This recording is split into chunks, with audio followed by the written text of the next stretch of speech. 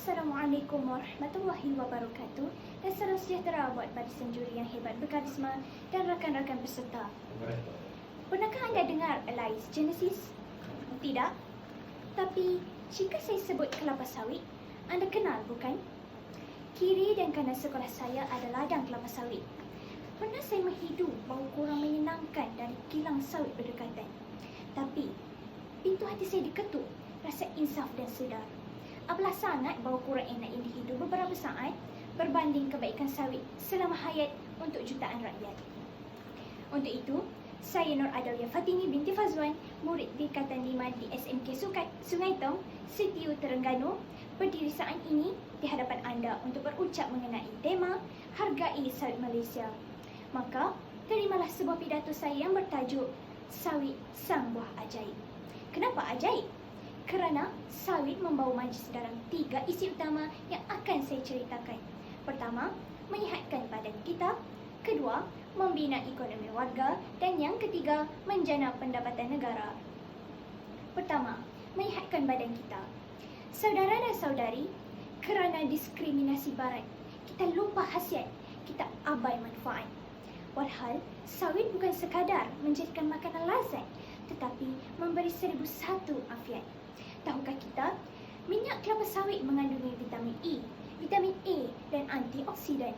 Lebih hebat, minyak sawit merah mengandungi 15 kali lebih banyak karotenoid daripada lobak merah, 44 kali lebih banyak daripada sayur-sayuran berdaun, bahkan 300 kali lebih banyak daripada tomato.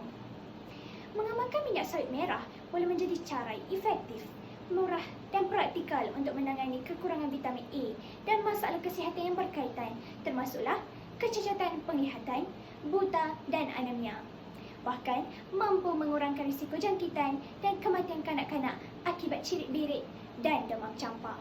Sebab itulah, hingga ke saat ini, minyak sawit diiktiraf kerana telah memainkan peranan besar dan akbar dalam diet seimbang badan manusia.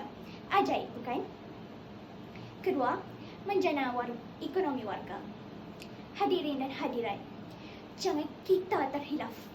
Buah sawit bukan hanya diproses untuk dibuat minyak masak sahaja.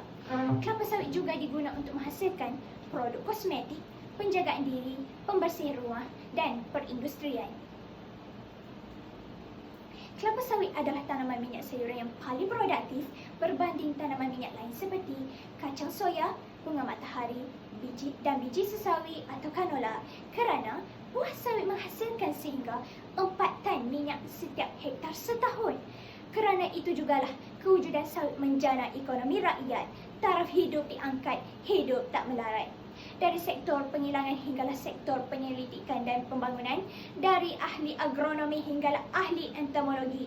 Bukan 1,000, bukan 10,000, tapi 570,000 orang telah mendapat kerja dalam industri sawit di seluruh negara. Nah, itulah keajaibannya yang kedua. Ketiga, membina pendapatan negara. Tuan-tuan dan puan-puan, tanggal 1998, negara dilanda krisis kewangan seperti serangan taufan yang nyaris-nyaris menghancurkan.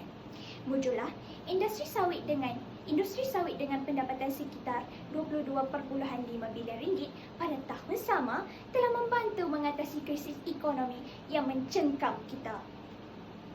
Hari ini, industri sawit mampu menghasilkan sekitar 20 juta tan minyak sawit mentah dengan nilai pasaran sekitar 72 bilion ringgit setahun.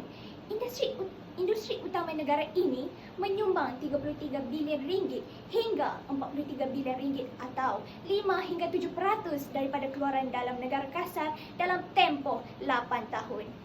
Sehingga ke saat saya sedang berucap sekarang, industri sawit kekal menjadi punca rezeki utama negara tercinta kita. Syukur Alhamdulillah. Secara hulasahnya, terbukti buah ajaib ini hadir memberi khasiat kepada badan, manfaat kepada ekonomi insan dan azimat kepada ekonomi watan. Akhir kata, hargailah sawit kita, buah ajaib kurniaan Tuhan. Gunakan, sebarkan kebaikan dan promosikan sepanjang zaman. Sekian, terima kasih.